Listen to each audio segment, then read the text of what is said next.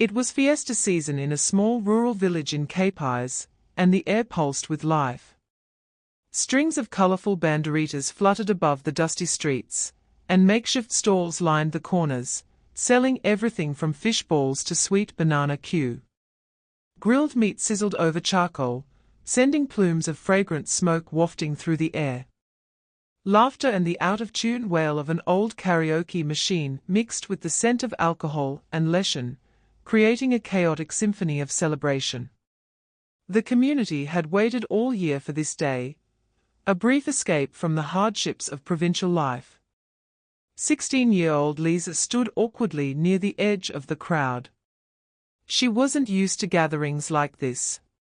Quiet, modest, and rarely seen outside the house, she had grown up under the watchful eye of her overly protective mother. But tonight, after weeks of begging, her mother had finally relented, letting her attend the fiesta with her cousins. Her floral dress was simple but elegant, and her long black hair framed her pale face. There was an innocence to her that made her stand out amid the raucous crowd. Her cousins tugged her toward the dance floor, giggling as the karaoke machine blared a lively tune. Liza smiled shyly and followed. It felt freeing, to be out, to laugh, to feel like any other teenage girl. For the first time in a long while, she forgot the eerie feeling she often got inside their old house, the way the floors creaked when no one moved, or how mirrors reflected shadows that didn't belong. But tonight, something followed her. From across the plaza, a figure stood in silence. Hidden beneath the dark canopy of a bolete tree, it remained unmoving, almost blending into the shadows. Its gaze never left Liza. Behind a pair of dark glasses, eyes gleamed, not with admiration, but with obsession. A small camera hung from its neck, its lens aimed at her. As Liza laughed with her cousins, the camera clicked softly. No one noticed. No one even saw the figure move. But move it did, following Liza from a distance, as she wandered from stall to stall. When she stopped at a booth to buy a candied apple, the camera recorded. When she glanced nervously behind her, sensing something off, the lens zoomed in on her face. It wasn't the first time she had been filmed. Inside a weathered, locked room in an abandoned Bohai Na Beto just outside the village, old videotapes were stacked in rows. Each one labeled with a name. Girls who had smiled, laughed, danced, just like Liza. Most of them had never been found. And soon, another label would be added to the collection. Liza Fiesta Night, but for now, the music played on. The lights twinkled above. And no one noticed that death had come to the party, already rolling the camera. The music had grown louder, more chaotic. Disco lights spun in uneven patterns from a rusty fixture nailed to a coconut tree, casting strange shadows across the crowd. People danced wildly, some already drunk, their laughter echoing into the night. The smell of barbecue and spilled beer clung to the air like smoke. But Liza had slipped away from the center of the festivities. She stood quietly at the side of the road, a paper cup of orange juice in hand, the condensation dampening her fingers. Her gaze wandered toward the far end of the street, where the soft glow of the chapel's lone streetlight cast a pale circle on the cracked cement. That's when she saw him. A tall man, dressed entirely in black. He stood completely still, almost unnaturally so, arms at his sides, head slightly tilted. He wasn't laughing. He wasn't singing. He wasn't doing anything. He was just staring. Directly at her. Liza squinted. The light above him flickered. She didn't recognize him. His face was expressionless, pale beneath the brim of a black baseball cap. His clothes didn't match the festive mood. He wore a thick black jacket despite the humidity and tight-fitting gloves, which was odd, even for a visitor. More than that, he didn't seem to belong. Everyone in their village knew each other, especially during fiestas when relatives came home from the city. But no one had mentioned a stranger. No one had seen him arrive. Liza looked away quickly. Her heart thudded in her chest, and she took a small sip of juice to calm herself. Maybe he's just a traveler. A tourist, she told herself. But her fingers trembled slightly, and she could feel the cold sweat forming on the back of her neck. She turned back toward the street light. The man was gone. Her breath caught. She scanned the area. Nothing. Liza, one of her cousins, called out, waving from the makeshift dance area. Come back. Let's take a selfie. Forcing a smile, Liza jogged back toward them. She posed for the photo, laughed nervously, and pretended to enjoy the moment. But her eyes kept darting to the shadows between houses, the dark spaces behind trees. There was a weight pressing on her, invisible yet suffocating, like being watched from behind glass.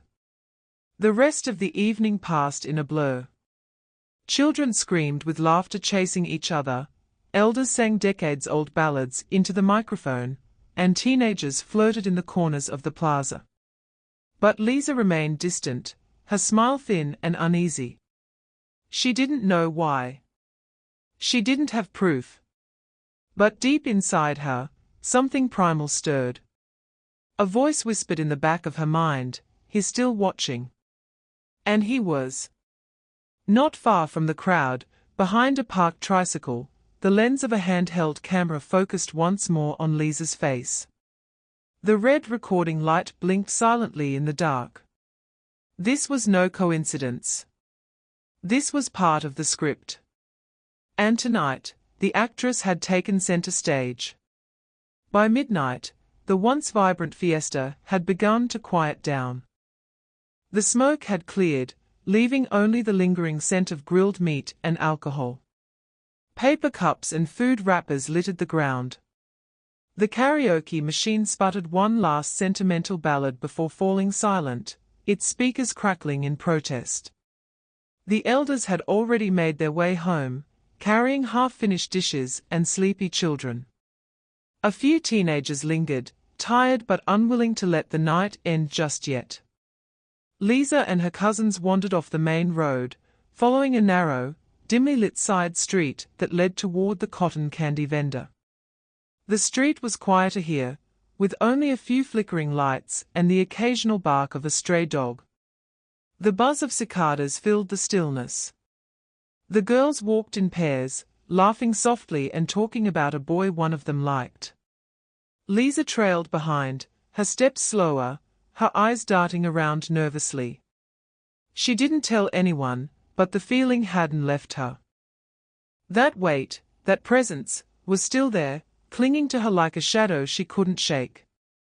As they approached the vendor, the cousins turned around to say something to Liza. She was gone. Liza? They glanced behind them. Nothing. Maybe she stopped to tie her shoe, one cousin said with a shrug. Or maybe she went to the chapel to pray, another offered. She's always doing weird stuff like that. They waited a few more seconds, then walked back the way they came, calling her name louder this time. Liza. Hoi. Where are you? But the narrow street was empty. A small breeze rustled the leaves above, and a street lamp buzzed, then dimmed slightly. The cousins laughed nervously, glancing at each other. She's playing a prank, right? They checked the nearby chapel, hoping she had stepped in for a quiet moment. The doors were unlocked, but the place was empty, cold and silent, the only sound being the soft creak of wooden pews settling.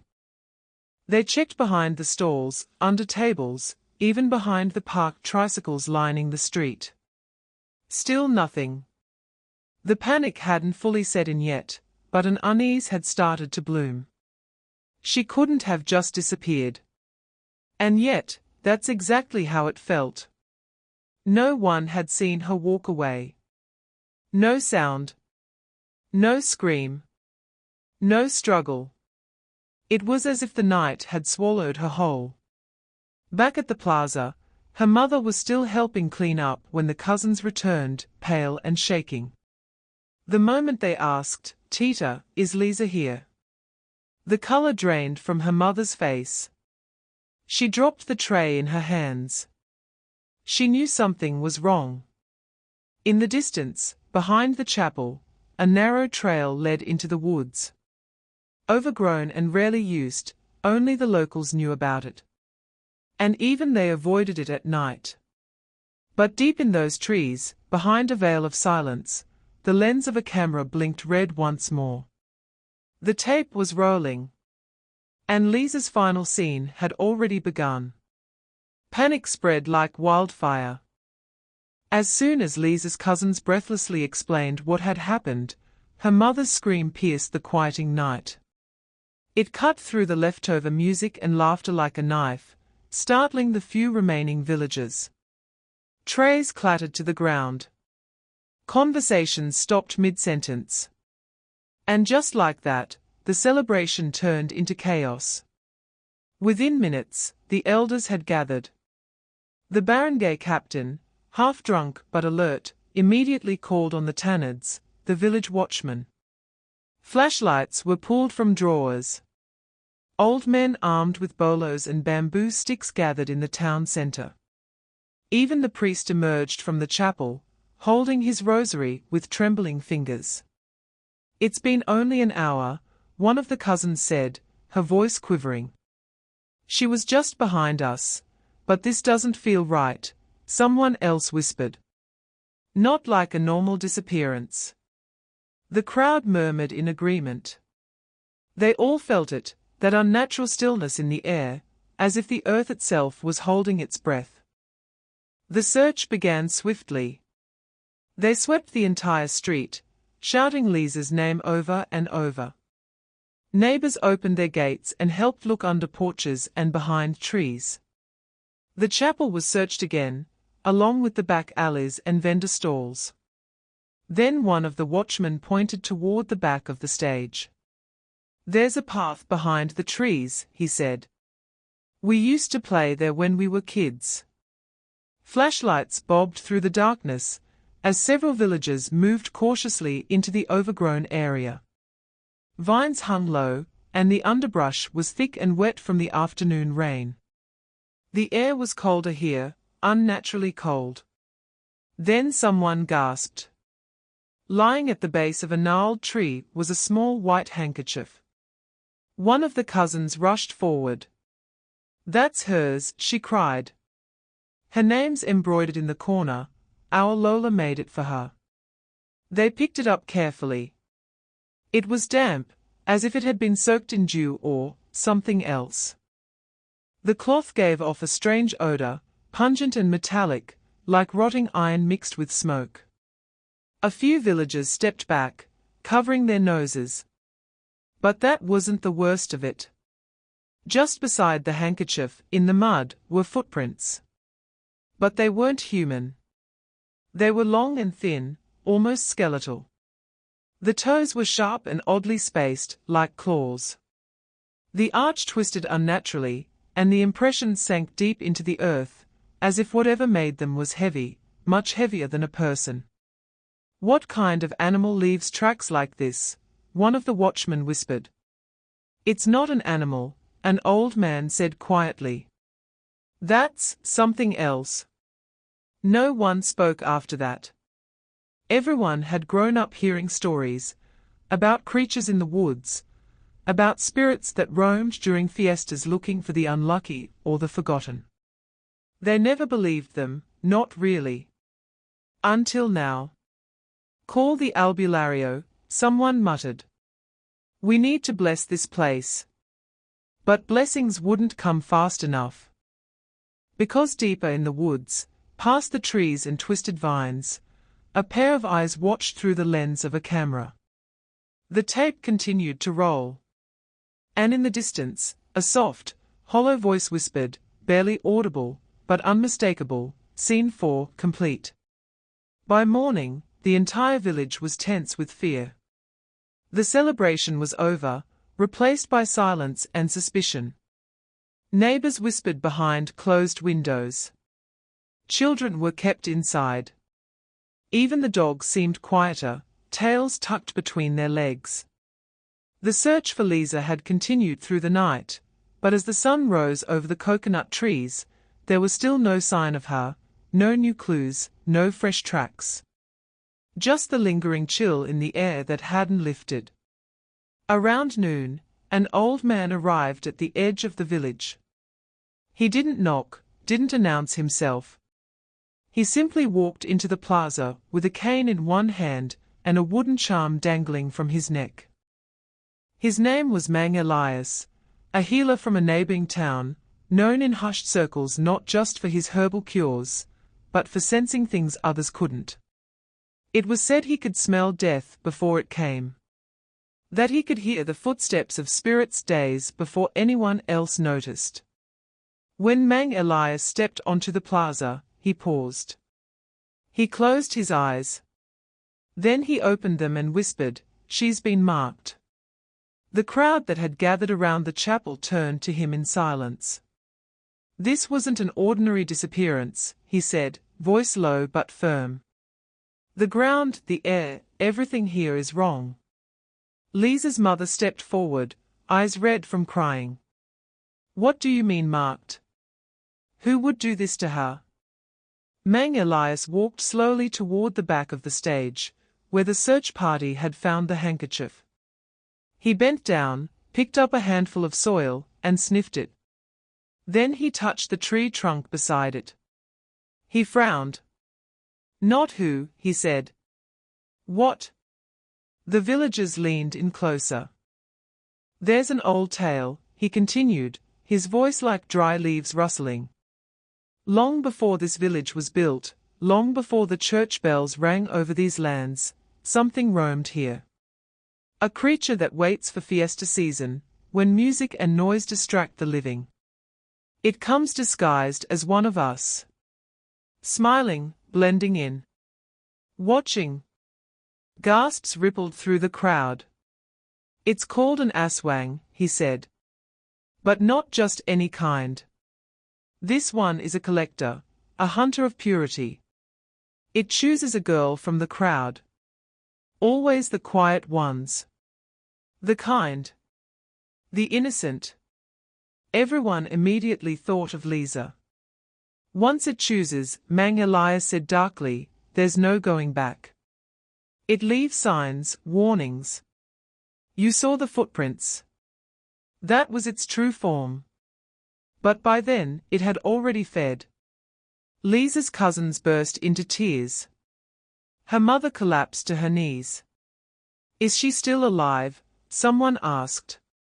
Mang Elias looked toward the woods, his eyes narrowing. "She's somewhere between," he said. "Not fully gone. Not fully here. But if we don't act soon," he didn't finish. Instead, he took a pouch from his coat and began sprinkling ash in a circle on the ground. "We have until sundown," he whispered. "After that, she'll belong to it forever." And from deep within the forest, where the leaves whispered and the shadows twisted unnaturally, a camera continued to record. The lens zoomed in. And the whisper came again, Scene 5, almost finished. Days turned into nights, and nights stretched longer than ever before. Liza never returned. Her parents no longer ate. Her mother sat by the window each night, clutching the embroidered handkerchief, whispering her daughter's name like a prayer. Her father, once a lively man who sang loudly during fiestas, now spoke only in short, broken sentences, his eyes hollow, his skin drawn tight with grief. The house, once filled with laughter and music, had fallen into a heavy silence. But silence didn't mean peace. Every night, just past midnight, the family heard it, scratching. It began lightly, like a bird pecking at the roof. Then it grew harsher. Nails dragging across metal.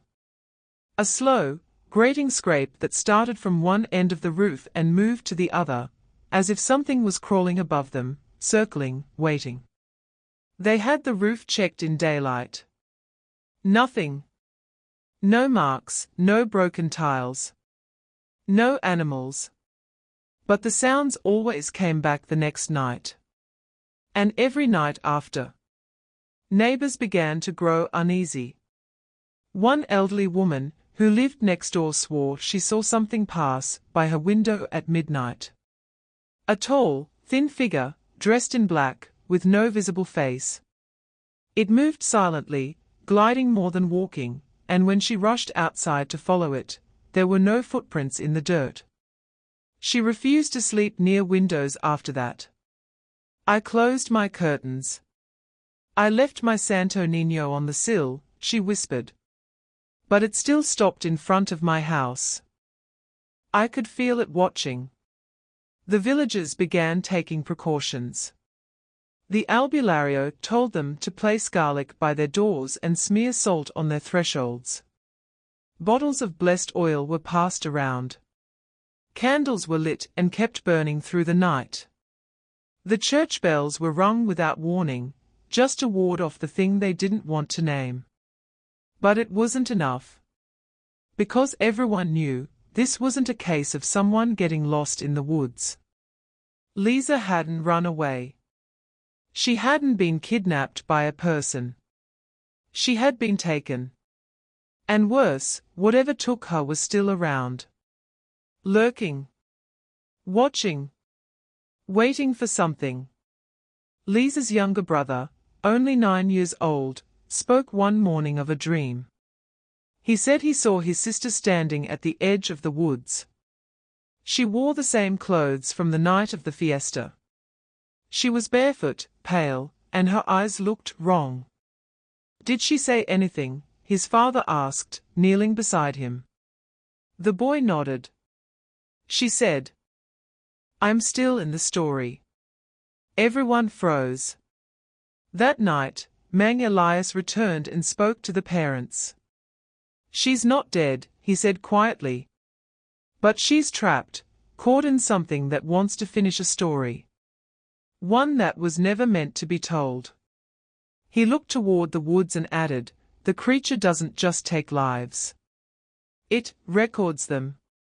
And far away, buried deep in shadow, the red light of the camera blinked once. Scene 6 captured. A full week had passed since Liza vanished, and the once joyful village now walked under the weight of grief and dread.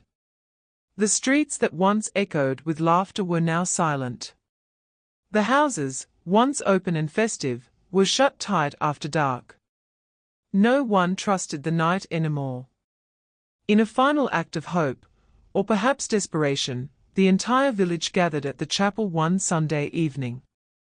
The church was packed with people holding candles, murmuring prayers in unison. Some cried openly. Others sat stone-faced, drained from nights without sleep. The priest led a special mass for Liza. He spoke of faith, protection, and the power of prayer to ward off evil. But everyone could feel it, the undercurrent of fear that no prayer could fully dispel. Then, just as the final hymn began, a shrill scream pierced the silence. It came from the back of the chapel. A little girl stood near the open doors, her tiny finger pointing toward the side path that led behind the church. "I saw Liza," she cried, trembling. She was standing there. She waved at me. Panic erupted. People spilled out of the chapel, rushing toward the narrow, vine-covered path. The priest yelled for everyone to stay calm, but no one listened. Hope, sharp and wild, surged in their chests. But what they found behind the chapel turned that hope into horror. Standing beneath the old acacia tree was a figure.